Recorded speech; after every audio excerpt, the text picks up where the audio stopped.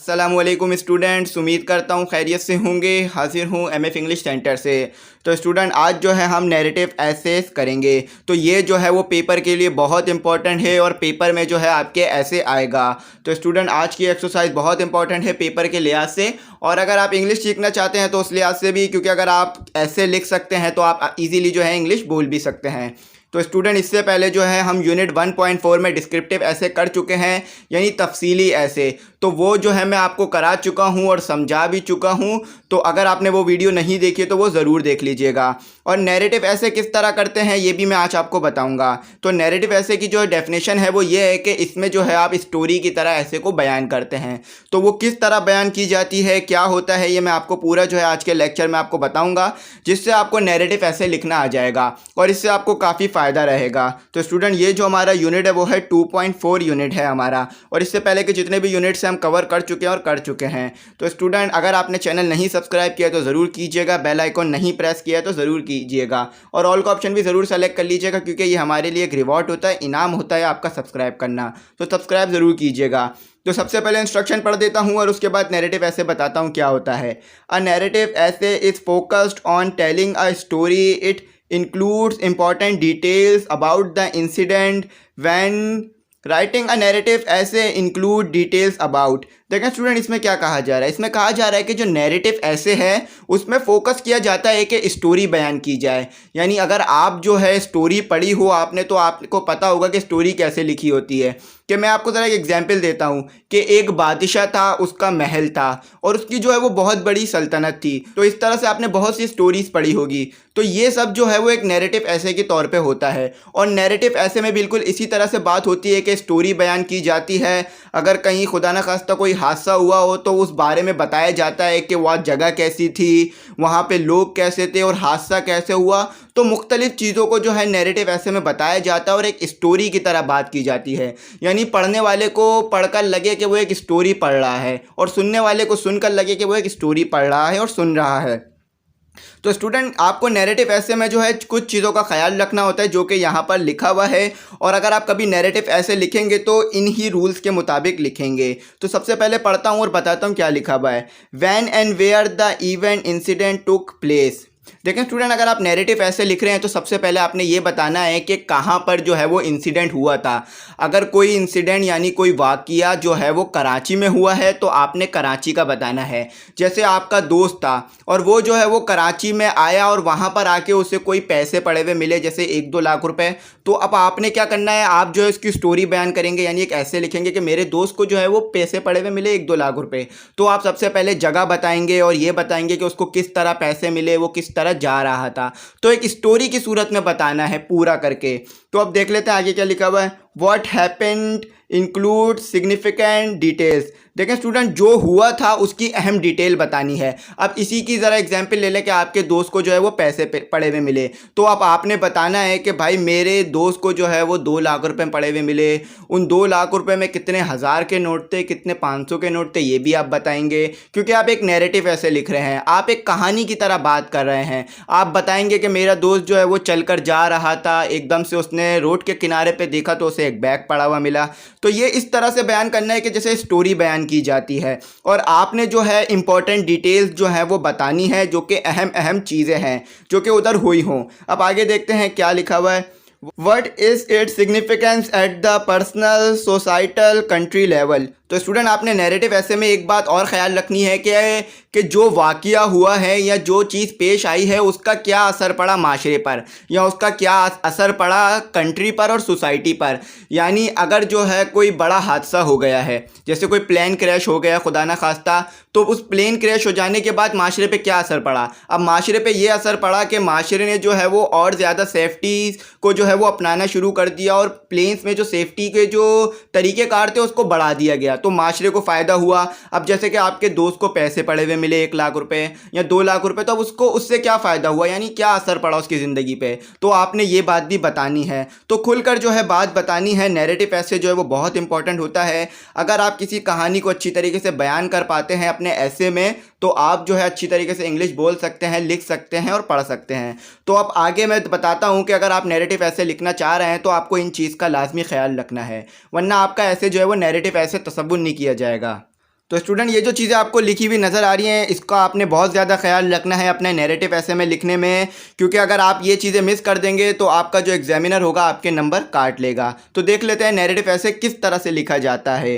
Here are some tips that can help you write a good narrative ऐसे।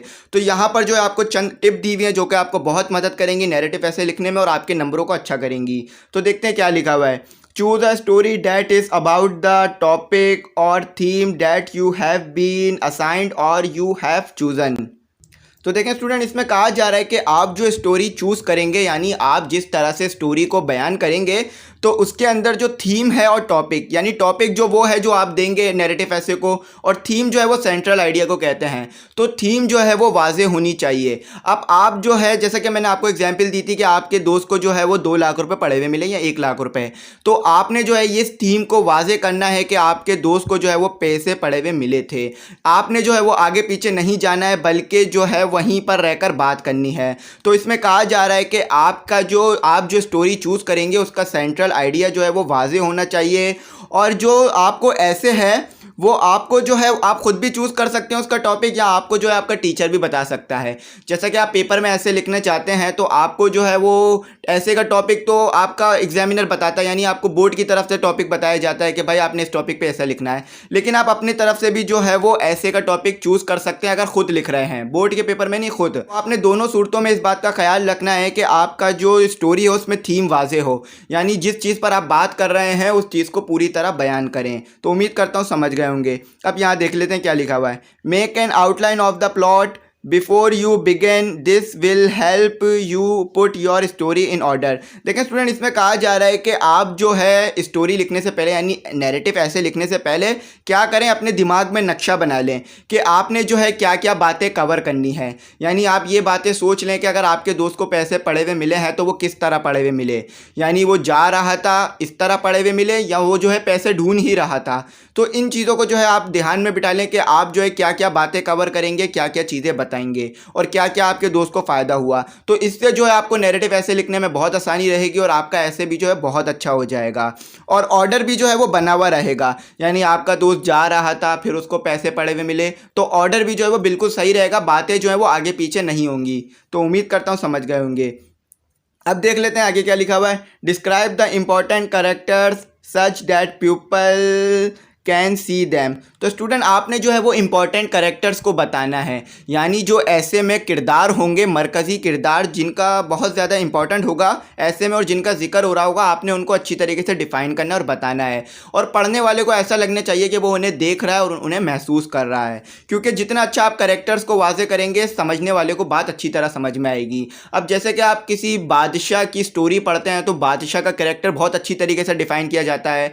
आप जो है वो इमेजिन कर रहे होते हैं कि बादशाह किस तरह दिखता होगा, तो आपको जो है स्टोरी अच्छी तरीके से समझ में आती है। तो कैरेक्टर को अच्छी तरीके से डिफाइन करना है। अब आगे देखते हैं क्या लिखा हुआ है। Describe the setting in a manner that the readers feel that they are seeing the scenes. लेकिन स्टूडेंट इसमें कहा जा रहा है कि आपने जो है माहौल को अच्छी तरीके से बताना है। अगर आप बादशाह की स्टोरी बता रहे हैं तो आप जो है वो महल के बारे में भी बताएंगे और उसकी जो सल्तनत में लोग हैं उनके बारे में भी बताएंगे, ताकि पढ़ने वाले को ऐसा लगे कि वो वहीं पर है और वो जो है चीज़ों को फील कर रहा है, जैसा कि सीन जो है उसके सामने ही हो रहे हों और वो सीन को महसूस कर रहा हो। फील से मुराद है महसूस करना। तो अगर आपके दोस्त को पड़े हुए पैसे पड़े हुए मिले तो वो रोड पे चल रहा होगा, तो रोड को थोड़ा सा आप डिफाइन करेंगे कि किस तरह का रोड था, रोड पे किस तरह के माहौल थे, क्या रोड पे शॉप्स थी या नहीं थी, गाड़ियाँ खड़ी हुई थी या नहीं थी, या लोग चल रहे थे या नहीं चल रहे थे। तो इस तरह से आप बताएंगे ताकि पढ़ने वाले को ऐसा लगे कि वो जो है उन चीज़ों को देख रहा है और कहानी जो है उसके सामने रियल में चल रही है।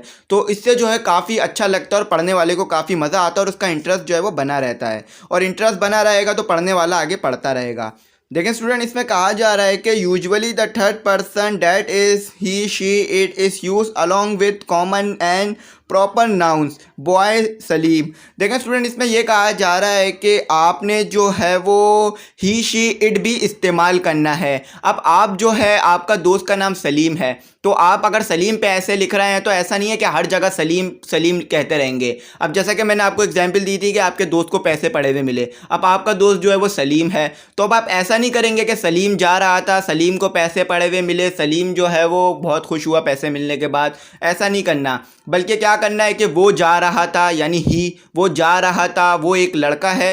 तो ऐसे जो है सलीम, हर जगह सलीम इस्तेमाल नहीं करना, बल्कि कहीं पर जो है उसका नाम इस्तेमाल करें, कहीं पर जो है वो ही इस्तेमाल करें, और कहीं पर जो है वो बॉय इस्तेमाल करें, ताकि पढ़ने वाले को और मज़ा आए और समझ में बहुत और अच्छी तरीके से आए। और अगर वो लड़की हो तो उसका नाम लड़कियों वाला इस्तेमाल करें और शी इस्तेमाल करें। तो उम्मीद करता हूँ आपको बात समझ में आ रही हो। अगर कोई गलती, क्यूरी, डिफ़िकल्टी हो या कोई बात समझ ना आ रही हो तो कमेंट सेक्शन में ज़रूर मैसेज कर दीजिएगा। और अगर आपको मेरे समझाने का तरीका समझ अच्छा लगा हो और आपको समझ में आई हो बात, तो हमारी एप्रिसिएशन के लिए भी ज़रूर मैसेज कीजिएगा, ताकि हमें अच्छा लगे कि हाँ, बच्चों को इससे फ़ायदा होता है।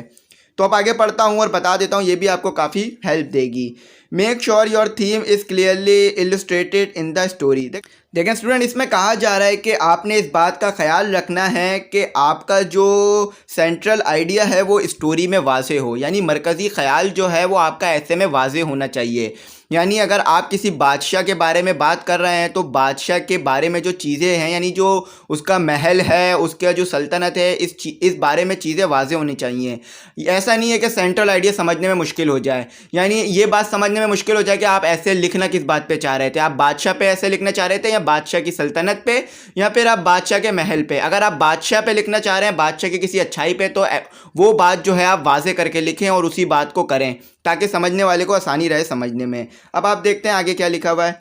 In narrative essays it is important to keep the readers interest attention. देखिए स्टूडेंट, इसमें कहा जा रहा है कि आप नैरेटिव ऐसे को इस तरह से लिखें कि जो पढ़ने वाला है वो बोर ना हो, उसको जो है पढ़ने में मज़ा आता रहे। अगर आप किसी बादशाह पे लिख रहे हैं तो आप बादशाह की अच्छाइयों को बताएं, बादशाह कितना बहादुर है, बादशाह क्या क्या कर सकता था और बादशाह किस तरह बात करता था, ये बताएं, ताकि पढ़ने वाला जो है उसको बहुत अच्छा लगे और वो जो है वो पढ़ता रहे, वो बोर ना हो और उसका इंटरेस्ट जो है वो बना रहे, दिलचस्पी बनी रहे। जैसे ही वो बोर होगा आपका ऐसे बंद कर देगा। तो कुछ ऐसी बातें बताएं जो बादशाह के अंदर ख़ास थी, या अगर आपके दोस्त की, जैसे मैंने एग्जाम्पल दी, उसको पैसे पड़े हुए मिले, तो जो उसमें बात खास थी वो बताएं, ताकि जो है पढ़ने वाला अच्छी तरीके से पढ़े और उसको जो है वो ऐसा लगे कि वो जो है उन चीज़ों को देख रहा है, महसूस कर रहा है, जैसे कि हमें ऊपर बताया गया था।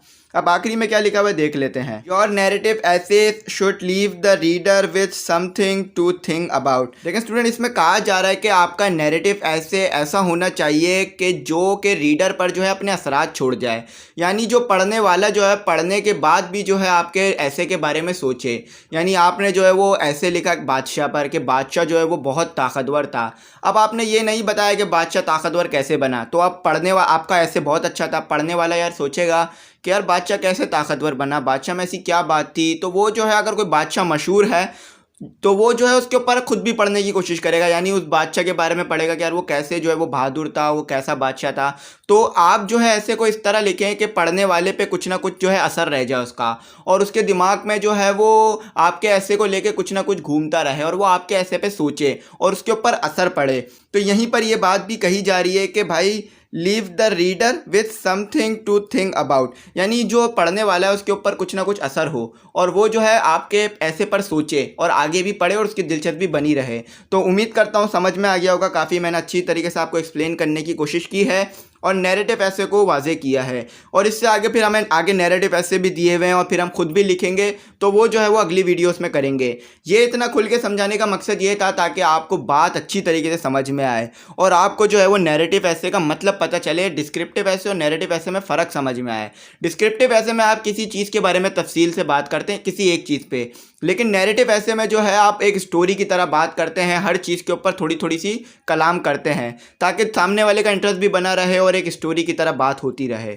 तो उम्मीद करता हूँ आपको समझ में आया होगा। अगर कोई गलती, क्यूरी, डिफ़िकल्टी रह गई हो या कोई बात समझ ना आई हो तो कमेंट सेक्शन में ज़रूर मैसेज कर दीजिएगा, इंशाल्लाह रिप्लाई करूँगा। और अगर चैनल सब्सक्राइब नहीं किया है तो ज़रूर कीजिएगा, बेल आइकन प्रेस नहीं किया है तो ज़रूर कीजिएगा, क्योंकि आपका सब्सक्राइब करना, लाइक करना ये हमारे लिए एक रिवॉर्ड होता है और शेयर करना भी ये रिवॉर्ड होता है। Thanks for watching.